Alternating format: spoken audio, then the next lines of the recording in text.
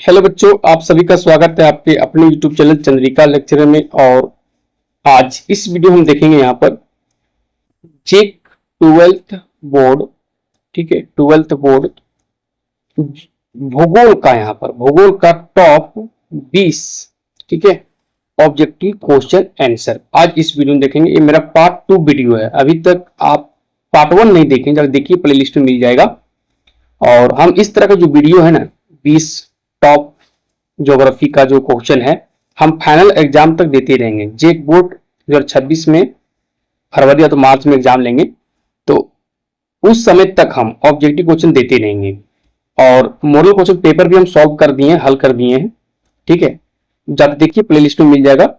History और geography का हम यहाँ पर दोनों हल कर दिए हैं, और हिस्ट्री और ज्योग्राफी का हम जो है फाइनल एग्जाम तक ऑब्जेक्टिव क्वेश्चन जो है टॉप 20 दे रहे हैं ज्योग्राफी का, और टॉप 30 दे रहे हैं हिस्ट्री का, और चैप्टर वाइज ऑब्जेक्टिव क्वेश्चन बना ही रहे हैं। ठीक है, ओके, दोनों बना रहे हैं यहाँ पर हम वीडियो लगातार अब दे रहे हैं। ये जो क्वेश्चन है फाइनल एग्जाम में जरूर मिलेगा। आप ऑब्जेक्टिव क्वेश्चन एक भी नहीं छोड़ेंगे, आप पूरा का पूरा हल कर देंगे। बस एक शर्त है, आपको क्या करना होगा कि मेरा पूरा वीडियो आपको देखना होगा, शुरू से लास्ट तक पूरा 2026 यहाँ पर जो फरवरी मार्च तक पूरा वीडियो देखना होगा, और सभी क्वेश्चन को याद कर लेना होगा। ठीक है, ओके, सभी क्वेश्चन VVI दे रहे हैं पर। और चैनल को अभी तक आप सब्सक्राइब नहीं किए तो कर लीजिए। ठीक है, ओके, और वीडियो पसंद आए तो लाइक शेयर और कमेंट कीजिए। ठीक है, तो चलिए यहाँ पर देखते हैं। और पहला क्वेश्चन यहाँ पर लेते हैं कि जियोग्राफी शब्द का प्रयोग सबसे पहले किसने किया था। और इंपॉर्टेंट क्वेश्चन है ये। इरेटोस्थनीज यहाँ पर सही हो जाएगा, देख रहे हो, इरेटोस्थनीज। ये जो तीसरा ऑप्शन है ना बच्चों, यहाँ पर सही होगा। एक यूनानी विद्वान थे ये, ठीक है, 3री शताब्दी ईसा पूर्व में जियोग्राफी शब्द का प्रयोग सबसे पहले किया था।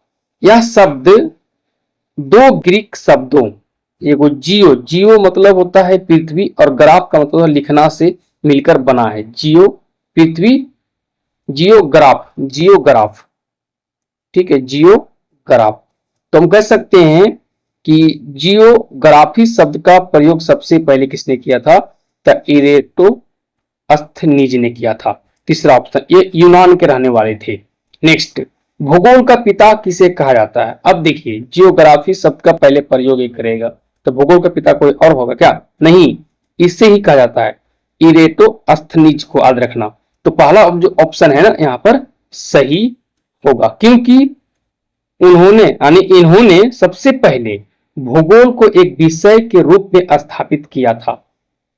ठीक है, तो पहला ऑप्शन सही होंगे। नेक्स्ट, जियोग्राफिया है, पर जियोग्राफिया पुस्तक जिसे भूगोल का वेद भी कहा जाता है, कि लेखक कौन है, तो इरेटोस्थनीज, याद रखना, इरेटोस्थनीज है। जो पहला ऑप्शन सही होगा यहाँ पर, जियोग्राफिया पुस्तक लेखक यही है। ठीक है, भूगोल का वेद भी कहा जाता है इसे। ठीक है, इस किताब को याद रखना। नेक्स्ट क्वेश्चन क्या है यहाँ पर, ठीक है, भूगोल की दो मुख्य शाखाएं कौन सी है। तो भूगोल की दो मुख्य शाखाएं अगर हम यहाँ पर बात करें, तो एक है भौतिक भूगोल, फिजिकल ज्योग्राफी, और एक है मानव भूगोल, ह्यूमन ज्योग्राफी है। ठीक है, दो है, तो भौतिक और मानव ले लीजिए। ठीक है, भौतिक भूगोल में पृथ्वी के प्राकृतिक वातावरण का अध्ययन किया जाता है, जबकि मानव भूगोल में मानव और पर्यावरण के बीच के संबंधों का अध्ययन किया जाता है।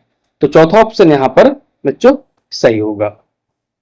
नेक्स्ट क्वेश्चन, आधुनिक भूगोल का संस्थापक किसे कहा जाता है। तो हम बोल्ट को कहा जाता है आधुनिक। ठीक है, आधुनिक भूगोल का संस्थापक किसे कहा जाता है, हम बोल्ट। तो पहला ऑप्शन यहां पर बच्चों सही होगा। ठीक है, नेक्स्ट क्वेश्चन, एलन सैंपल किस विचारधारा की समर्थक थी। एलन सैंपल ते निश्चयवाद देख रहे हो, पहला जो ऑप्शन, ठीक है, सही होगा यहाँ पर। एलन सैंपल किस विचारधारा के समर्थक थी? तो निश्चयवाद विचारधारा की समर्थक थी। ठीक है, एक अमेरिकी भूगोलवेता है एलन सैंपल, ठीक है, थी एक अमेरिकी भूगोलवेता थी और वह निश्चयवाद की विचारधारा की समर्थक थी, तो पहला ऑप्शन सही होगा। नेक्स्ट क्वेश्चन, निम्नलिखित कथनों में से कौन सा एक भूगोल का वर्णन नहीं करता है? तो जो चौथा ऑप्शन देख रहे हैं ना बच्चों, यहाँ पर ये भूगोल का वर्णन नहीं करता है। कैसे देख लो, यहाँ पर प्रौद्योगिकी के विकास के फलस्वरूप आधुनिक समय में प्रासंगिक नहीं है। इसे पहला देखो कि कलनात्मक अनुशासन ये तो है, मानव और पर्यावरण बीच अंतर संबंधों का अध्ययन कराता है, बात सही है, भूगोल का वर्णन करता है। द्वैतता पर आश्रित ये भी है, लेकिन चौथा नहीं है, ठीक है, चौथा यहाँ पर नहीं होगा, याद रखना, ठीक है। प्रौद्योगिकी के विकास के फलस्वरूप आधुनिक समय प्रासंगिक नहीं, ये नहीं होना चाहिए, भूगोल का वर्णन नहीं करता है, ठीक है। नेक्स्ट क्वेश्चन है यहाँ पर, मानव भूगोल मानव समाजों और धरातल के बीच संबंधों का संश्लेषित अध्ययन है। यह परिभाषा किस विद्वान द्वारा दिया गया? तो रेटजेल द्वारा दिया गया, ठीक है। यह परिभाषा जर्मन भूगोलवेता फ्रेडरिक रेटजेल द्वारा दी गई है, तो दूसरा ऑप्शन यहाँ पर बच्चों सही होगा, ठीक है। आगे बढ़ते हैं नेक्स्ट क्वेश्चन, आधुनिक मानव भूगोल का जन्मदाता किसे माना जाता है? आधुनिक मानव भूगोल का पूछा है यहाँ ना, तो सही आंसर हो जाएगा रेटजेल हो जाएगा, फ्रेडरिक रेटजेल का नाम पूरा है फ्रेडरिक, ठीक है, रेटजेल नाम इसका। नेक्स्ट, फ्रेडरिक रेटजेल किस देश के निवासी थे? तो यह जर्मनी के थे, जर्मन भूगोलवेता थे, ये जर्मनी के थे, आसान क्वेश्चन है ये। नेक्स्ट, निम्न में से कौन प्रसिद्ध भूगोलवेता रेटजेल के शिष्य थे? ठीक है, तो मिस एलन सैंपल एक प्रसिद्ध अमेरिकन भूगोलवेता और रेटजेल की शिष्या थी यहाँ पर शिष्य थे, तो यही हो जाएगा मिस एलन सैंपल हो जाएगा, ठीक है। नेक्स्ट पॉइंट क्या है? एंथ्रोपोजियोग्राफी किसने लिखी? ठीक है, इसका लेखक हो गया फ्रेडरिक रेटजेल हो गया, तो जो दूसरा ऑप्शन है ना यहाँ पर सही होगा। नेक्स्ट क्वेश्चन यहाँ पर है, किसी भी देश का वास्तविक धन क्या होता है? तो देश के निवासी होता है, रखना, ठीक है। किसी देश की सबसे बड़ी संपत्ति उसके लोग होते हैं, ठीक है, क्योंकि वे जो है ना समुदाय को बढ़ावा देते हैं और सतत विकास सुनिश्चित करते हैं, ठीक है। तो देश के निवासी किसी भी देश का वास्तविक धन होता है, ठीक है। आगे, कुल क्षेत्रफल तथा कुल जनसंख्या के आधार पर क्या निर्धारित किया जाता है? तो घनत्व, ठीक है, जनसंख्या घनत्व निकालना है तो कुल जनसंख्या को कुल क्षेत्रफल से विभाजित करके की जाती है। घनत्व बराबर हो जाएगा कुल जनसंख्या बटा कुल क्षेत्रफल हो जाएगा यहाँ पर, ठीक है, आसान क्वेश्चन। नेक्स्ट, निम्नलिखित में से कौन सा एक सघन जनसंख्या वाला क्षेत्र है? जहां पर मानव ज्यादा रहता हो, सघन, ठीक है, यहाँ पर कह रहा है। तो यहाँ पर दक्षिण पूर्वी जो एशिया है ना, यहाँ पर रहेंगे। दक्षिण पूर्वी एशिया विशेष रूप से जावा द्वीप है, दुनिया के सबसे घनी आबादी वाले क्षेत्रों में से एक है, तो ऑप्शन जो है ना चौथा यहाँ पर सही होंगे। मरुस्थलीय क्षेत्र में कहाँ रहेगा? भूमध्य सागरीय प्रदेश में भी नहीं रहता उतना, और ध्रुवीय प्रदेश में तो मुश्किल है रहना वहां, ठीक है, ओके। तो ये दक्षिण पूर्वी एशिया है ना, एक सघन जनसंख्या वाला क्षेत्र है। नेक्स्ट, इनमें से कौन विश्व का सबसे सघन बसा हुआ क्षेत्र है? तो नदी घाटी क्षेत्र, याद रखना। ऐतिहासिक रूप से अगर देखा जाए तो नदी घाटियां उपजाऊ भूमि और जल संसाधनों के कारण सबसे घनी आबादी वाले क्षेत्रों में से रही है, तो नदी घाटी क्षेत्र यहाँ पर विश्व का सबसे सघन बसा हुआ क्षेत्र है। नेक्स्ट, निम्नलिखित में से कौन सा एक विरल जनसंख्या वाला क्षेत्र नहीं है? अब देखो, विरल जनसंख्या वाला क्षेत्र नहीं है जिसे विरल एक होता है सघन। विरल मतलब कम वहां पर आदमी मिलेगा, मनुष्य मिलेगा। सघन वहां पर ज्यादा मिलेगा।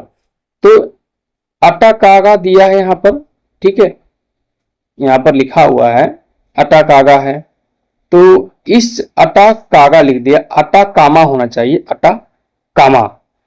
और यहाँ पर तो विरल जनसंख्या मिलेगा। भूमध्य सागरीय प्रदेश में भी मिलेगा और ध्रुवीय प्रदेश में भी मिलेगा, लेकिन दक्षिण पूर्वी एशिया, तो अभी ऊपर हम देखें ना, दक्षिण पूर्वी एशिया यहाँ पर लिखा हुआ एक सघन जनसंख्या वाला क्षेत्र है, तो एक विरल जनसंख्या वाला क्षेत्र नहीं है यही दक्षिण पूर्वी एशिया, एक सघन क्षेत्र, सघन यहाँ पर जो सघन जनसंख्या वाला क्षेत्र हो जाएगा ये दक्षिण पूर्वी एशिया। तो यहाँ पर नहीं पूछा तो यही हम सही करेंगे यहाँ पर। नेक्स्ट क्वेश्चन, निम्नलिखित में से कौन सा एक विरल जनसंख्या वाला क्षेत्र है? दक्षिण पूर्वी एशिया तो सघन वाला है, एशिया भी है, यूरोप भी है, लेकिन ध्रुवीय प्रदेश एक विरल जनसंख्या वाला क्षेत्र है। ध्रुवीय प्रदेश अपनी अत्यधिक ठंडी जलवायु के कारण, ठीक है, विरल जनसंख्या वाला क्षेत्र है यहाँ पर। नेक्स्ट, विश्व के किस क्षेत्र में सर्वाधिक जनसंख्या केंद्रित है? तो मैदानी क्षेत्र में रहेंगे, ठीक है। मैदानी क्षेत्र क्यों? तो मैदानी क्षेत्र अपनी उपजाऊ मिट्टी, समतल भूभाग और कृषि की अनुकूलता के कारण सर्वाधिक जनसंख्या वाले क्षेत्र है यहाँ पर। तीसरा ऑप्शन आगे, विश्व में सर्वाधिक जनसंख्या वाला देश कौन है? तो हम कह सकते हैं अभी वर्तमान में तो भारत आ गया है, किताब में अभी चीन ही दिया गया है, जनगणना भी भारत में नहीं हुआ है पूरा, तो अभी हम चीन सही करेंगे, लेकिन वर्तमान में भारत विश्व में सर्वाधिक जनसंख्या वाला देश है, याद रखना यहाँ पर, ठीक है। चाइना से यानी चीन से भी आगे हो गया यहाँ पर। नेक्स्ट क्वेश्चन, जनसंख्या की दृष्टि से विश्व का दूसरा सबसे बड़ा देश कौन है? ठीक है, तो भारत हो जाएगा और चीन प्रथम हो जाएगा, ठीक है, जनसंख्या से। अगर हम अभी वर्तमान अगर देखें तो भारत 1 है और 2 में चीन है, ठीक है। चलिए आगे बढ़ते हैं। नेक्स्ट क्वेश्चन क्या है, संसार में सबसे अधिक जनसंख्या वाला महाद्वीप अथवा महादेश कौन है? आसान क्वेश्चन है, एशिया है। एशिया जो यहाँ पर हम बात करें, ठीक है, एशिया यहाँ पर है जो विश्व की लगभग 60% जनसंख्या निवास करती है, जो इससे सबसे अधिक जनसंख्या वाला महाद्वीप बनाता है, सबसे अधिक जनसंख्या वाला महाद्वीप बनाता है यहाँ पर, ठीक है। आगे बढ़ते हैं। नेक्स्ट क्वेश्चन क्या है, क्वेश्चन है निम्नलिखित में से किस महाद्वीप में जनसंख्या वृद्धि दर सर्वाधिक है? तो अफ्रीका में वृद्धि दर सर्वाधिक है। किस महाद्वीप में जनसंख्या? तो अफ्रीका में जनसंख्या वृद्धि दर अन्य महाद्वीपों की तुलना में सर्वाधिक है यहाँ पर, तो अफ्रीका यहाँ पर हम सही करेंगे। नेक्स्ट और लास्ट क्वेश्चन, ठीक है, यहाँ पर भूगोल का, विश्व के किस शहर की जनसंख्या सबसे अधिक है? यहाँ पर दिल्ली है, बीजिंग है, मैक्सिको सिटी है और टोक्यो। टोक्यो कहाँ है? जापान में है ये, ठीक है। तो टोक्यो दुनिया का सबसे अधिक आबादी वाला शहर, याद रखना, चौथा ऑप्शन। तो इस तरह से हम यहाँ पर टोटल जो है ना 20 ऑब्जेक्टिव, जो टॉप ऑब्जेक्टिव क्वेश्चन था भूगोल का, कंप्लीट यहाँ पर हम कर लिए। पार्ट 2 मेरा यहाँ पर कंप्लीट हुआ मेरा, ठीक है। वीडियो कैसा लगा? अच्छा लगा तो लाइक कीजिए और वीडियो को अपने दोस्तों के पास ज्यादा ज्यादा शेयर कीजिए, ठीक है। चलिए मिलते हैं नेक्स्ट जो मेरा पार्ट वीडियो है वो 3 हम लेकर आ रहे हैं। ओके।